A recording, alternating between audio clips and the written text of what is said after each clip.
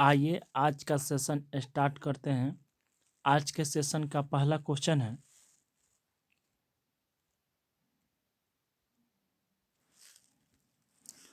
कि 1969 ईस्वी में चंद्रमा पर नील आर्मस्ट्रॉन्ग एवं एडविन एल्ड्रिन ने सर्वप्रथम कदम रखा, वह स्थान क्या कहलाती है? तो 1969 ईस्वी में चंद्रमा पर नील आर्मस्ट्रॉन्ग एवं एडविन एल्ड्रिन ने सर्वप्रथम जो कदम रखा था वह स्थान क्या कहलाती है? तो ऑप्शन ए में है शांति का समुद्र, ऑप्शन 2 में है शांति का सागर, ऑप्शन 3 में शांति का नदी, ऑप्शन 4 में शांति का नहर। तो 1969 ईस्वी में चंद्रमा पर नील आर्मस्ट्रॉन्ग एवं एडविन एल्ड्रिन ने सर्वप्रथम कदम रखा, वह स्थान क्या कहलाती है? तो इसका आंसर हो जाएगा ऑप्शन 1 सही हो जाएगा, शांति का समुद्र कहलाता है। जो 1969 ईस्वी में चंद्रमा पर नील आर्मस्ट्रॉन्ग एवं एडविन एल्ड्रिन ने सर्वप्रथम कदम रखा था वह स्थान शांति का समुद्र कहलाता है। ऑप्शन 1 सही हो जाएगा। अगला क्वेश्चन देखते हैं।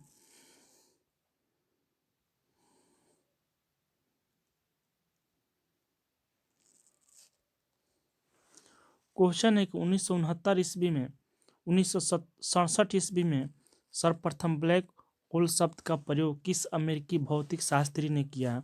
तो 1967 ईस्वी में सर्वप्रथम ब्लैक होल शब्द का प्रयोग किस अमेरिकी भौतिक शास्त्री ने किया? तो ऑप्शन ए में जॉन डाल्टन, ऑप्शन 2 में जॉन मथाई, ऑप्शन 3 में जॉन व्हीलर, ऑप्शन 4 में उपरोक्त में से कोई नहीं। तो 1967 ईस्वी में सर्वप्रथम ब्लैक होल शब्द का प्रयोग किसने किया? तो इसका आंसर हो जाएगा जॉन व्हीलर ने ही सर्वप्रथम 1967 ईस्वी में ब्लैक होल शब्द का प्रयोग किए थे। ऑप्शन 3 सही हो जाएगा, जॉन व्हीलर इसका आंसर हो जाएगा, जो 1967 ईस्वी में सर्वप्रथम ब्लैक होल शब्द का प्रयोग किए थे। ऑप्शन 3 सही हो जाएगा, जॉन व्हीलर। अगला क्वेश्चन देखते हैं।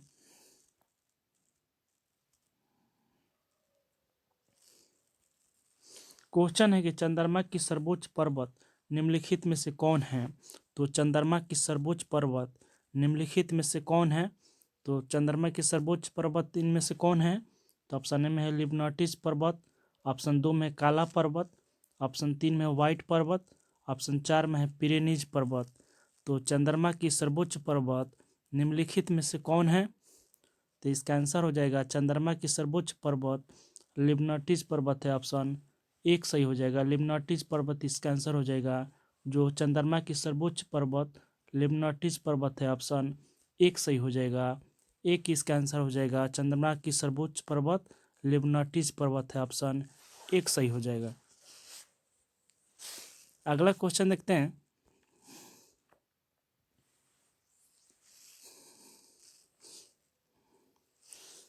क्वेश्चन है कि चंद्रमा पर गुरुत्वाकर्षण का मान पृथ्वी के गुरुत्वाकर्षण की मात्रा कितना होता है? तो चंद्रमा पर गुरुत्वाकर्षण का मान पृथ्वी के गुरुत्वाकर्षण का मात्र कितना होता है? तो ऑप्शन 1 में है 1/3, ऑप्शन 2 में 1/4, ऑप्शन 3 में 1/5, ऑप्शन 4 में है 1/6। तो चंद्रमा पर जो गुरुत्वाकर्षण का मान होता है वह पृथ्वी के गुरुत्वाकर्षण का मात्र कितना होता है? तो इसका आंसर हो जाएगा ऑप्शन 4 सही हो जाएगा, 1/6 होता है। जो चंद्रमा पर गुरुत्वाकर्षण का मान होता है वह पृथ्वी के गुरुत्वाकर्षण का मात्र कितना होता है? तो 1/6 होता है। ऑप्शन 4 सही हो जाएगा, 1/6 इसका आंसर हो जाएगा। अगला क्वेश्चन देखते हैं।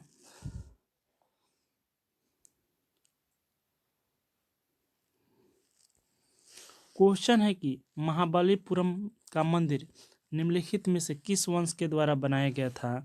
तो महाबलीपुरम मंदिर का निर्माण किस वंश के द्वारा बनाया गया था? तो ऑप्शन ए में है चंदेल वंश, ऑप्शन 2 में है पल्लव वंश, ऑप्शन 3 में है गुप्त वंश, ऑप्शन 4 में है मौर्य वंश। तो महाबलीपुरम मंदिर का निर्माण किस वंश के शासक द्वारा बनाया गया था? तो महाबलीपुरम मंदिर का निर्माण पल्लव वंश के द्वारा बनाया गया था। ऑप्शन 2 इसका आंसर हो जाएगा। जो महाबलीपुरम मंदिर का निर्माण पल्लव वंश के शासक द्वारा बनाया गया था। ऑप्शन 2 इसका आंसर हो जाएगा। पल्लव वंश इसका आंसर हो जाएगा। जो महाबलीपुरम मंदिर का निर्माण पल्लव वंश के शासक द्वारा बनाया गया था। ऑप्शन 2 सही हो जाएगा। अगला क्वेश्चन देखते हैं।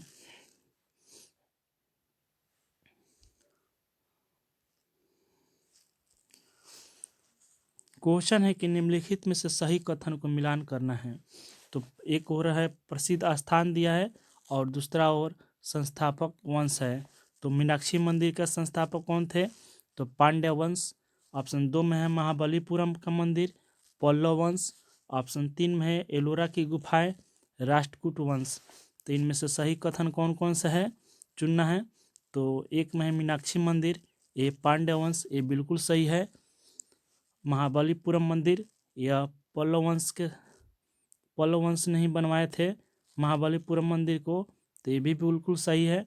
एलोरा की गुफाएं तो राष्ट्रकूट वंश ने ही बनवाया था, तो ये भी बिल्कुल सही है।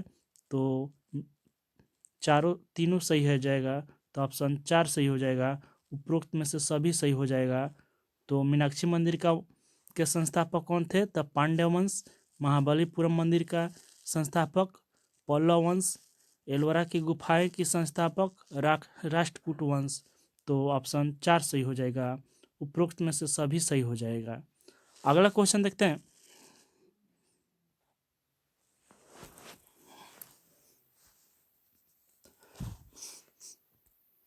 क्वेश्चन है कि हुसैन सागर झील निम्नलिखित में से किस राज्य में स्थित है? तो हुसैन सागर झील निम्नलिखित में से किस राज्य में स्थित है? तो ऑप्शन ए में है केरल, ऑप्शन 2 में है उड़ीसा, ऑप्शन 3 में है तमिलनाडु, ऑप्शन 4 में है तेलंगाना। तो हुसैन सागर झील इनमें से किस राज्य में स्थित है? तो हुसैन सागर झील किस राज्य में स्थित है? तो तेलंगाना राज्य में स्थित है। हुसैन सागर झील तेलंगाना राज्य में स्थित है। ऑप्शन 4 सही हो जाएगा। हुसैन सागर झील तेलंगाना राज्य में स्थित है। ऑप्शन 4 इसका आंसर हो जाएगा। जो हुसैन सागर झील किस राज्य में स्थित है? तो तेलंगाना राज्य में स्थित है। ऑप्शन 4 सही हो जाएगा। अगला क्वेश्चन देखते हैं।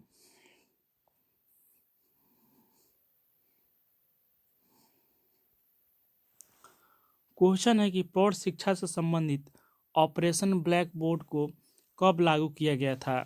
क्वेश्चन है कि प्रौढ़ शिक्षा से संबंधित ऑपरेशन ब्लैक बोर्ड को कब लागू किया गया था?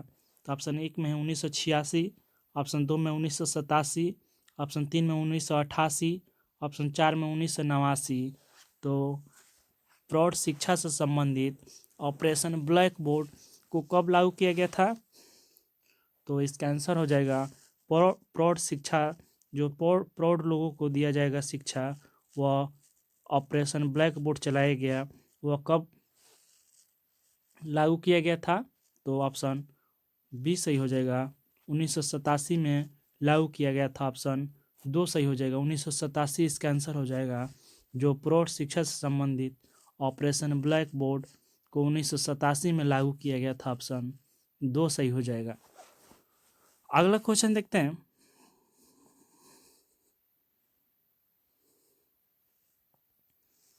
क्वेश्चन है कि निम्नलिखित में से किस नदी को म्यांमार की जीवन धारा कहते हैं? तो निम्नलिखित में से किस नदी को म्यांमार की जीवन धारा कहते हैं? तो ऑप्शन 1 में है सितांग नदी, ऑप्शन 2 में इरावदी नदी, ऑप्शन 3 में साल्विन नदी, ऑप्शन 4 में उपरोक्त में से कोई नहीं। तो निम्नलिखित में से किस नदी को म्यांमार की जीवन धारा कहते हैं? तो किस नदी को म्यांमार की जीवन धारा कहते हैं? तो इसका आंसर हो जाएगा इरावदी नदी को म्यांमार की जीवन धारा कहते हैं। ऑप्शन 2 सही हो जाएगा। इरावदी नदी को म्यांमार की जीवन धारा कहते हैं। ऑप्शन 2 इसका आंसर हो जाएगा। अगला क्वेश्चन देखते हैं।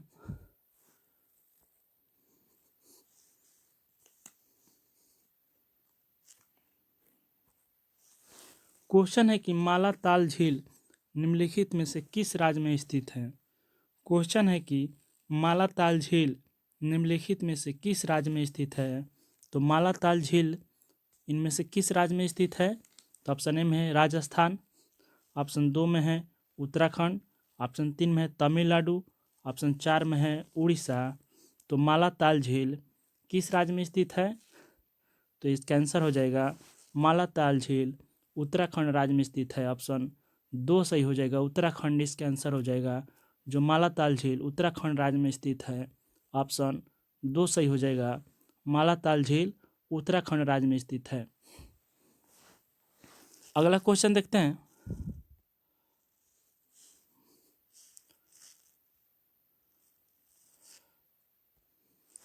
क्वेश्चन है कि बनाना किक निम्नलिखित में से किस खेल से संबंधित है?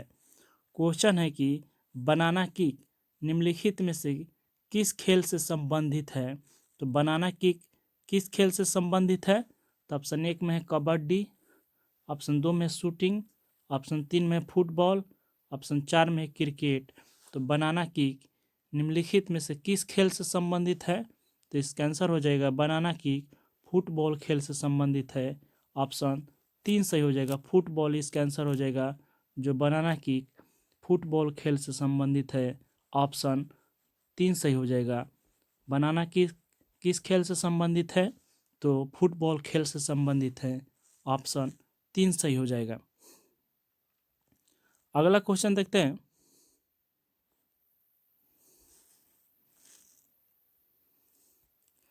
क्वेश्चन है कि निम्नलिखित में से किसने रक्त एवं लौह की नीति का अवलंबन किया? तो इनमें से किसने रक्त एवं लौह की नीति का अवलंबन किया? तो ऑप्शन 1 में हिटलर, ऑप्शन 2 में विलियम प्रथम, ऑप्शन 3 में बिस्मार्क, ऑप्शन 4 में मेजनी ने। तो निम्नलिखित में से किसने रक्त एवं लौह की नीति का अवलंबन किया था? तो इसका आंसर हो जाएगा बिस्मार्क नहीं, बिस्मार्क इसका आंसर हो जाएगा बिस्मार्क। जो रक्त एवं लौह की नीति का अवलंबन बिस्मार्क नहीं किए थे, ऑप्शन 3 सही हो जाएगा, बिस्मार्क इसका आंसर हो जाएगा। अगला क्वेश्चन देखते हैं।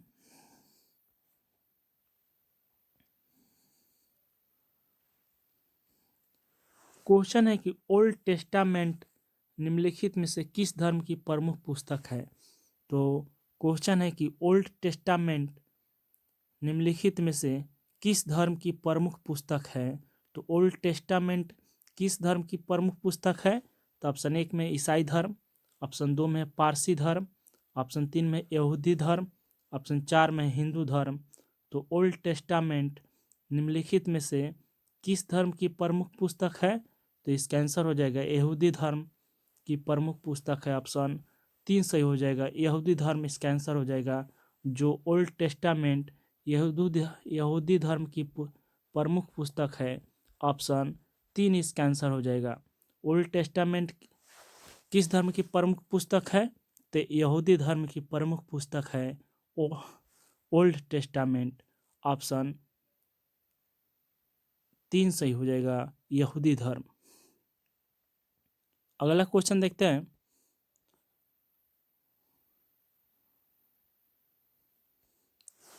क्वेश्चन है कि कैवल्य का अभ्यास निम्नलिखित में से किस धर्म के मानने वाले लोग हैं? तो कैवल्य का अभ्यास निम्नलिखित में से किस धर्म के मानने वाले लोग हैं? तो कैवल्य का अभ्यास किस धर्म के लोग मानने वाले हैं? तो ऑप्शन ए में है जैन धर्म, ऑप्शन 2 में पारसी धर्म, ऑप्शन 3 में बौद्ध धर्म, ऑप्शन 4 में यहूदी धर्म। तो कैवल्य का अभ्यास इनमें से किस धर्म के मानने वाले लोग हैं?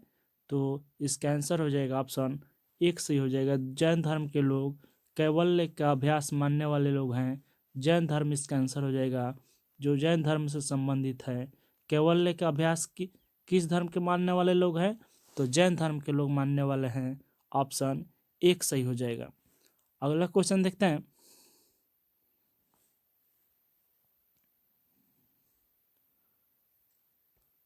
क्वेश्चन है कि मेथिल लीफ का देश निम्नलिखित में से किस देश के नाम से जाना जाता है? तो मेथिल लीफ का देश किस देश को कहते हैं? तो मेथिल लीफ का देश किस देश के नाम से जाना जाता है? तो ऑप्शन 1 में है चिली देश, ऑप्शन 2 में है स्पेन, ऑप्शन 3 में है जेरूसलम, ऑप्शन 4 में है कनाडा।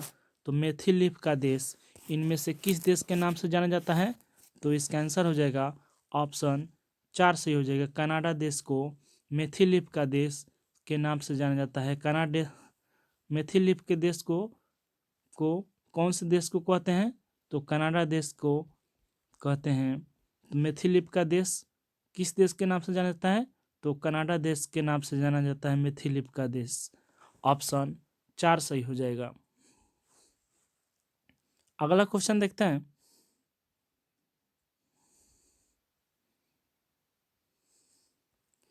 क्वेश्चन है कि निम्नलिखित में से सही कथन को चुनें। तो इनमें से सही कथन चुनना है, कौन कौन सही है। साफ्टा का पूरा नाम क्या है? South Asian Free Trade Agreement. Option 2 में है नाफ्टा का पूरा नाम क्या है? नॉर्थ अमेरिका फ्री ट्रेड और एग्रीमेंट। ऑप्शन 3 में है नाटो का पूरा नाम क्या है? North Atlantic Treaty Organisation. तो इनमें से कौन से सही है? तो ऑप्शन 4 में उपरोक्त में से सभी सही। तो साफ्टा का पूरा नाम क्या है? South Asian Free Trade agreement, यह बिल्कुल सही है। नाफ्टा का पूरा नाम क्या है? तो North America Free Trade Agreement, तो ये भी बिल्कुल सही है। NATO NATO North Atlantic Treaty Organisation, ये भी बिल्कुल सही है। तो उपरोक्त में से सभी सही हो जाएगा, चारों सही हो जाए। इनमें से 4 नंबर, ऑप्शन नंबर 4 सही हो जाएगा, जो तीनों सही हो जाएंगे। अगला क्वेश्चन देखते हैं।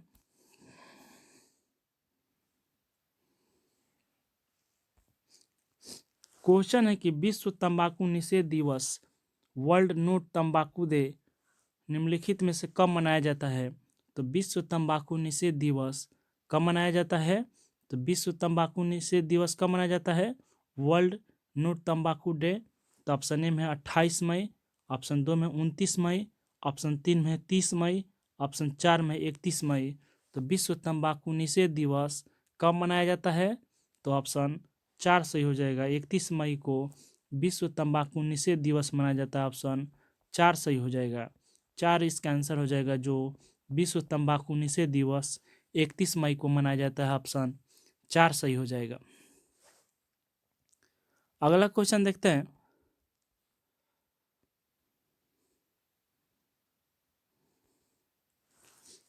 क्वेश्चन है कि निम्नलिखित में से किसने अनिवार्य सेना सेवा लागू की थी? तो निम्नलिखित में से किसने अनिवार्य सेना सेवा लागू की थी? तो ऑप्शन ए में हिटलर, ऑप्शन 2 में है विलियम प्रथम, ऑप्शन 3 में है बिस्मार्क, ऑप्शन 4 में है मेजनी। तो निम्नलिखित में से किसने अनिवार्य सेना सेवा लागू की थी? तो इसका आंसर हो जाएगा ऑप्शन 3 सही हो जाएगा, बिस्मार्क इसका आंसर हो जाएगा, जो बिस्मार्क ने ही अनिवार्य सेना सेवा लागू की थी। ऑप्शन 3 इसका आंसर हो जाएगा। तो इनमें से किसने अनिवार्य सेना सेवा लागू की थी? तो बिस्मार्क ने ही अनिवार्य सेना सेवा लागू की थी। ऑप्शन 3 सही हो जाएगा, बिस्मार्क इसका आंसर हो जाएगा। अगला क्वेश्चन देखते हैं।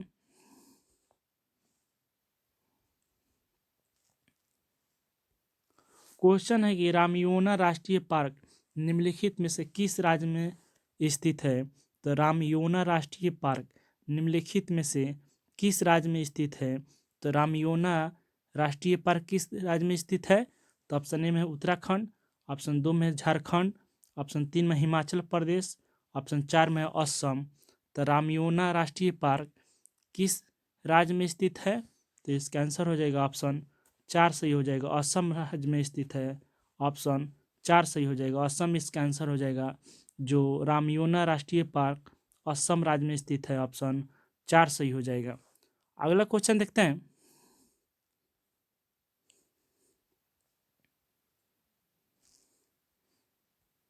क्वेश्चन है कि आवर्त सारणी के वर्ग 1 के तत्व कौन कौन हैं? तो आवर्त सारणी के वर्ग 1 के तत्व क्या कहलाते हैं? तो ऑप्शन ए में सामान्य तत्व होते हैं, ऑप्शन 2 में संक्रमण तत्व होते हैं, ऑप्शन 3 में क्षार धातु होते हैं, या ऑप्शन 4 में लेंथेनाइड्स होते हैं। तो आवर्त सारणी के वर्ग 1 के तत्व कौन से होते हैं? तो ऑप्शन 3 सही हो जाएगा, क्षार धातु होते हैं। ऑप्शन 3 इसका आंसर हो जाएगा, जो आवर्त सारणी के वर्ग 1 के तत्व क्षार धातु होते हैं। ऑप्शन 3 सही हो जाएगा, क्षार धातु इसका आंसर हो जाएगा, क्षार धातु। ऑप्शन 3 सही हो जाएगा। अगला क्वेश्चन देखते हैं।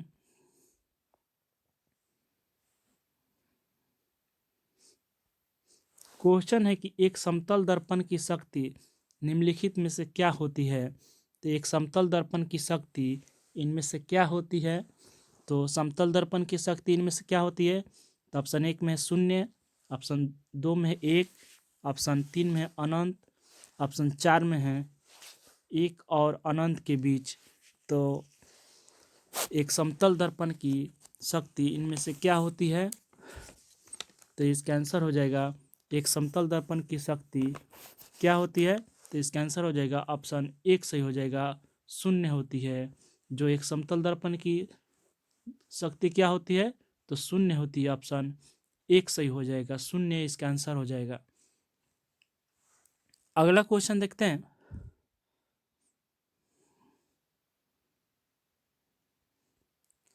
क्वेश्चन है कि आउटकम बजट को भारत में कब प्रस्तुत किया गया था? तो आउटकम बजट को भारत में कब प्रस्तुत किया गया था? तो आउटकम बजट को भारत में कब प्रस्तुत किया गया था? तो ऑप्शन ए में 2003 में, ऑप्शन 2 में 2004 में, ऑप्शन 3 में 2005 में, ऑप्शन 4 में 2006 में। तो आउटकम बजट को कब प्रस्तुत किया गया था? तो आउटकम बजट को भारत में कब प्रस्तुत किया गया था? तो इसका आंसर हो जाएगा, आउटकम बजट को 2005 में प्रस्तुत किया गया था। ऑप्शन 3 सही हो जाएगा, 2005 इसका आंसर हो जाएगा। जो 2005 में आउटकम बजट को 2005 में प्रस्तुत किया गया था भारत में, ऑप्शन 3 सही हो जाएगा, 2005। अगला क्वेश्चन देखते हैं।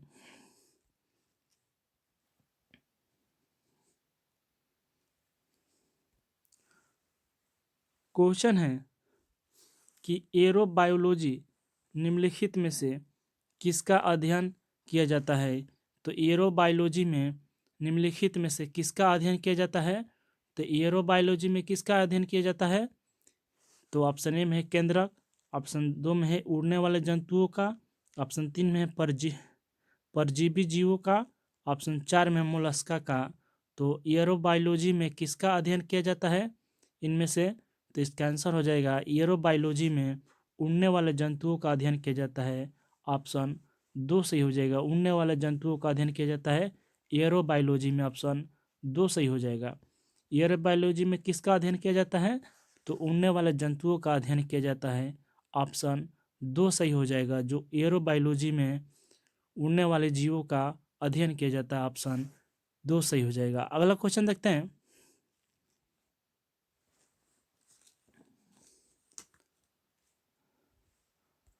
क्वेश्चन है कि केंद्रीय तसर अनुसंधान संस्थान निम्नलिखित में से कहाँ स्थित है? तो केंद्रीय तसर अनुसंधान संस्थान निम्नलिखित में से कहाँ स्थित है? तो केंद्रीय तसर अनुसंधान संस्थान कहाँ स्थित है? तो ऑप्शन ए में रांची, ऑप्शन 2 में उत्तराखंड, ऑप्शन 3 में लखनऊ, ऑप्शन 4 में हिमाचल प्रदेश। तो केंद्रीय तसर अनुसंधान संस्थान कहाँ स्थित है? तो इसका आंसर हो जाएगा, केंद्रीय तसर अनुसंधान संस्थान कहाँ स्थित है? तो रांची में स्थित है। ऑप्शन 1 सही हो जाएगा, रांची इसका आंसर हो जाएगा। जो केंद्रीय तसर अनुसंधान संस्थान रांची में स्थित है। ऑप्शन 1 सही हो जाएगा, रांची इसका आंसर हो जाएगा। जो केंद्रीय तसर अनुसंधान संस्थान रांची में स्थित है। ऑप्शन 1 सही हो जाएगा। अगला क्वेश्चन देखते हैं।